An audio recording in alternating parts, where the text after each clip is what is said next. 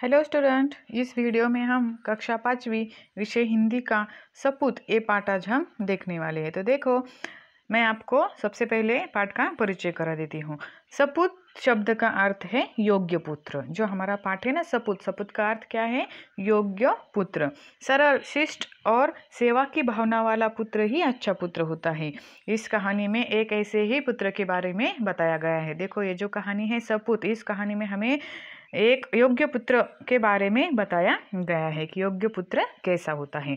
तो देखो, बहुत पुरानी बात है। फुलेरा नामक एक आदर्श गांव था। ये जो बात है, कहानी जो है, ये कैसे है? बहुत पुरानी है। फुलेरा नामक एक आदर्श गांव था। गांव का नाम क्या था? फुलेरा। और वो गांव कैसा था? आदर्श गांव था। गांव में हर तरफ स्वच्छता थी। स्वच्छता मतलब क्या? सफाई थी। हर तरफ जहाँ देखो वहाँ पर वो गांव कैसा था? स्वच्छ था। उस गांव में स्वच्छता थी। गांव की गलियों में नियमित रूप से झाड़ू लगाई जाती थी। अब देखो, गांव की जो गलियां थी, वो गलियों में नियमित रूप से क्या करते थे? झाड़ू लगाया जाता था।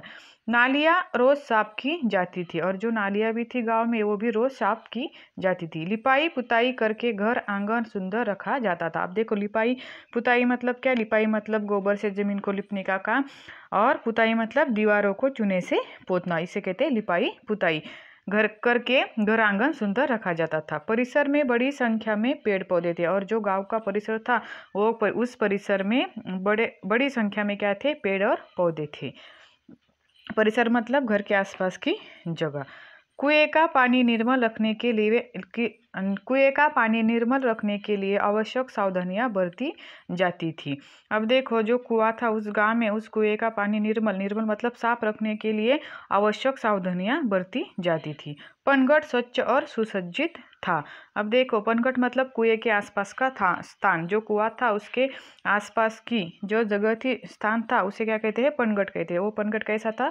स्वच्छ और सुसज्जित था। एक दिन पनघट पर 3 स्त्रियां पानी भर रही थी। अब देखो, वो जो पनघट था ना, उस पनघट पर एक दिन 3 स्त्रियां पानी भर रही थी। वे अपने अपने लाडले के गुणों का बखान कर रही थी। अब वो क्या कर रही थी? अपने अपने लाडला मतलब उनका जो बेटा, पुत्र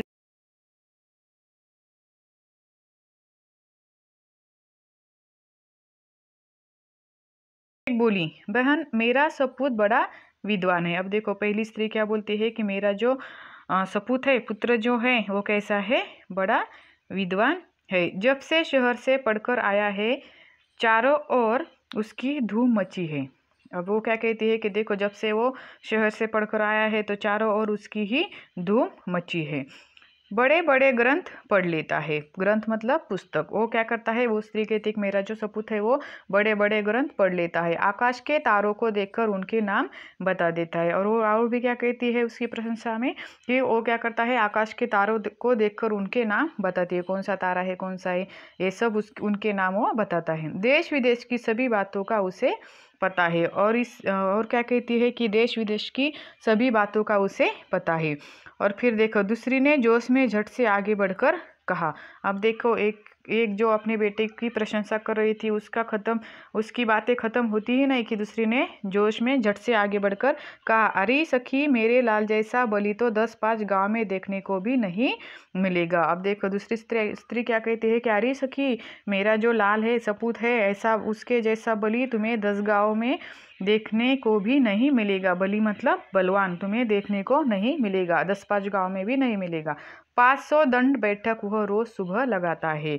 दंड बैठक मतलब एक प्रकार का जो क्या है? वो व्यायाम है। वो क्या करता है? 500 दंड बैठक वह रोज सुबह लगाता है। ऐसे कौन कहती है? दूसरी स्त्री। अखाड़े में जब ताल ठोककर उतर पड़ता है तो बड़े बड़े पहलवान तक उसका मुकाबला करने से घबराते हैं। वह मेरा सपूत है। अब देखो, फिर भी क्या कहती है? और क्या कहती है वो कि अखाड़े में जब ताल ठोकना मतलब कुश्ती के लिए ललकारना। ताल ठोककर उतर पड़ता है तो बड़े बड़े पहलवान तक उसका मुकाबला करने से घबराते हैं। मुकाबला मतलब सामना करने से क्या होते हैं? बड़े बड़े पहलवान घबराते हैं उसे। वह मेरा सपूत है। वो क्या है? वही मेरा सपूत है।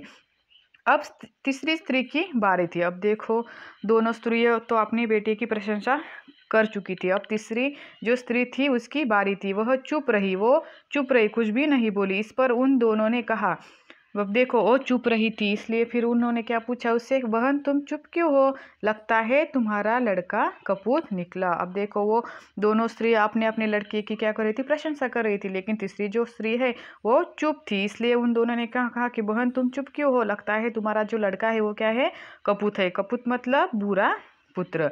तीसरी स्त्री बिना किसी जोश या गर्व से बोली। तीसरी स्त्री बिना किसी जोश या गर्व से बोली, बहनों अब देखो जो तीसरी स्त्री उन्होंने जब कहा कि तुम्हारा पुत्र कैसा है, कपूत है, इस ये सुनकर वो तीसरी स्त्री जोश से भी नहीं गर्व से बोली, बहनों सपूत या कपूत जैसे शब्द तो मैं नहीं समझती, पर मेरा लाल मेरे लिए बहुत अच्छा है। अब देखो उसने क्या कहा कि मेरा जो लाल है वो मेरे लिए बहुत अच्छा है, वो सपूत है या कपूत है मुझे नहीं पता, ये शब्द जो है मैं नहीं समझती, लेकिन मेरा जो लाल है, मेरा जो बेटा है वो कैसा है, बहुत अच्छा है।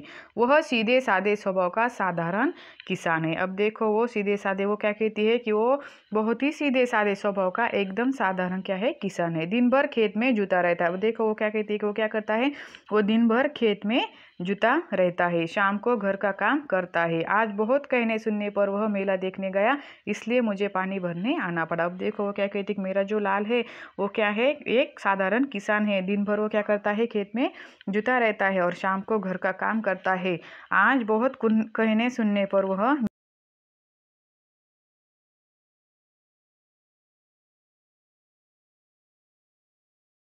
कर चल पड़ी। अब देखो ये सब उनकी बातें हो जाने के बाद वो तीनों स्त्रियां अपना अपना जो घड़ा था वो सिर पर रखकर चल पड़ी। अभी वे 2-4 कदम ही चली थी। अब देखो वो 2-4 कदम ही चली थी कि पहली स्त्री का पुत्र आता हुआ दिखाई पड़ा। अब 2-4 कदम चलते हुए उन्हें क्या दिखाई पड़ा कि जो पहली स्त्री थी उसका पुत्र आता हुआ दिखाई पड़ा। पास आते ही उसने अपनी माँ से कहा, अब देखो जब वो पास आया तो उसने अपनी माँ से क्या कहा, व्याख्यान देने जा रहा हूँ, भोजन वही करूँगा, यह कहकर वह तेजी से चला गया। अब पहली स्त्री का जो बेटा था वो उसके पास आया और क्या कहा उसने कि व्याख्यान देने जा रहा हूँ, भोजन वही करूँगा, यह कहकर वह तेजी से चला गया। व्याख्यान मतलब भाषण देने जा रहा हूँ, भोजन वही करूँगा, और वो फिर चला गया। तभी दूसरी स्त्री का पहलवान पुत्र भी आता हुआ दिखा। अब उसके बाद दूसरी जो स्त्री थी जिसका बेटा पहलवान था वो भी आते हुए दिखा। वह मतवाले हाथी की तरह झूम रहा था।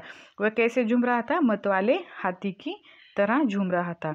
उसने अपनी माँ से कहा, माँ देखो अब उसने क्या कहा अपनी माँ से, माँ आज दंगल में मैंने नामी पहलवान को बुरी तरह पछाड़ा। उसने क्या कहा अपनी माँ को कि आज मैंने दंगल में, दंगल मतलब कुश्ती में, नामी मतलब क्या, प्रसिद्ध पहलवान को बुरी तरह पछाड़ा मतलब हराया। उसने क्या कहा कि मैंने कुश्ती में प्रसिद्ध जो पहलवान था नाम का उसको मैंने हरा दिया, पछाड़ा। पानी लेकर जल्दी घर पहुंचना, मुझे जोरों की भूख लगी है, यह कहकर वह घर की ओर बढ़ गया। अब उसने क्या कहा कि पानी लेकर जल्दी घर आओ, मुझे जोरों की क्या लगी है, भूख लगी है, क्योंकि उसने जो कुश्ती थी उसमें एक नामी पहलवान को पछाड़ा था।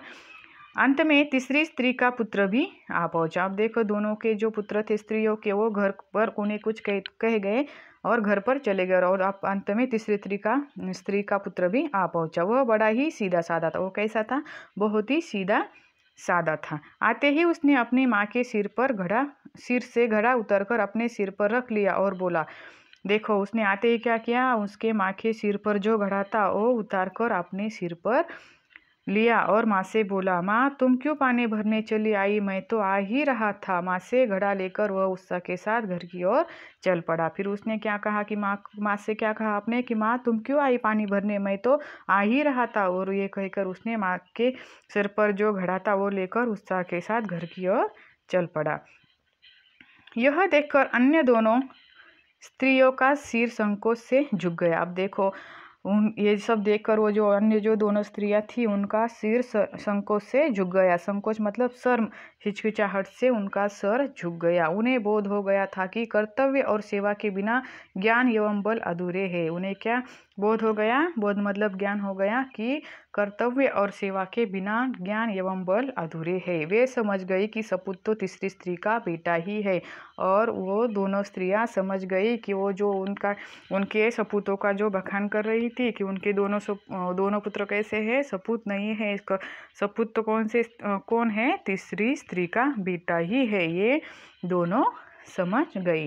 देखो हमारे जो कहानी के जो लेखक है श्री कृष्ण, इन्होंने बड़ी ही अच्छी कहानी हमें यहाँ पर बताई है कि सपूत पुत्र कैसा होता है। सपूत पुत्र मतलब योग्य पुत्र, सरल शिष्ट और सेवा की भावना वाला पुत्र ही क्या होता है, अच्छा पुत्र होता है। इस तरह से हमारा जो पाठ है सपूत, वो यहीं पर क्या होता है, खत्म होता है। तो अब हम यही रुकते हैं। धन्यवाद।